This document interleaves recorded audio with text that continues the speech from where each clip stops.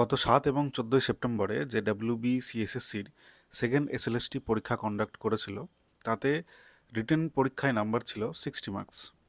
বাকি 10 মার্কস ছিল এক্সপিরিয়েন্সের উপরে, আর 10 মার্কস ছিল অ্যাকাডেমিক কোয়ালিফিকেশান, যেখানটাতে গ্র্যাজুয়েশন বা পোস্ট গ্র্যাজুয়েশনের নাম্বারে মানে যে স্ল্যাব অনুযায়ী যে 60% অ্যাভাবে পেয়েছে সে 10-এ 10 পাবে, বিলো 60% পেলে 8 পাবে, এরকম করে একটা ভাগ করা ছিল।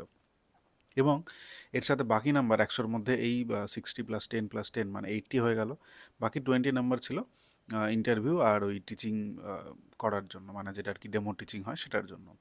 তো এবার অনেকের মনে প্রশ্ন ছিল যে ইন্টারভিউ যে লিস্টটা প্রকাশিত হবে, সেটা কি শুধুমাত্র রিটার্ন এক্সামের উপরে, রিটার্ন এক্সামের যে যত নাম্বার পেয়েছে তার উপরে বেশ করে হবে, নাকি ওই একাডেমিক কোয়ালিফিকেশান এবং যেটা আর কি এক্সপিরিয়েন্সের জন্য 10 নাম্বার দেওয়া হচ্ছে সেটা সহ হবে?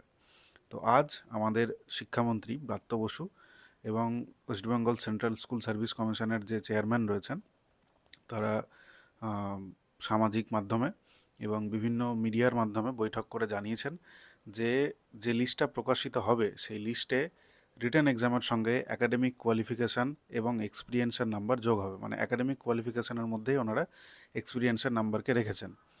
অর্থাৎ যে লিস্টটা তৈরি হবে সেটা কিন্তু যে 60 নম্বর রিটেন এক্সাম হয়েছিল তার মধ্যে কেউ 50 পেলো, 40 পেলো, সেই অনুযায়ী হচ্ছে না।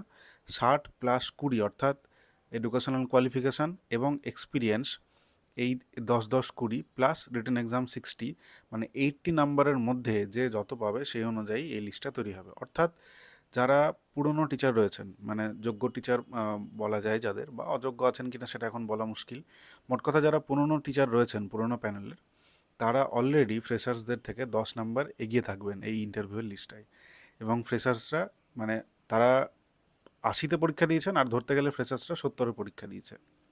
তো যাই হোক, এই অনুযায়ী লিস্ট তৈরি হচ্ছে এবং আগামী মানে খুব তাড়াতাড়ি একটা ওরা মডেল কি আনসার কি প্রকাশ করবে সেটাকে চ্যালেঞ্জ করার জন্য 5 দিন টাইম থাকবে। এই বিষয়পত্রগুলো নিয়ে তারা একটি বৈঠক করেছিলেন এবং সেটি লাইভ করে সবাইকে জানিয়েছেন।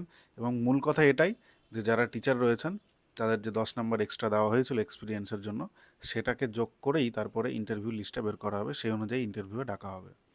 তাহলে কি এটাই plan A B C D? কি বলছেন আপনারা? কমেন্ট করে জানাবেন। Thank you.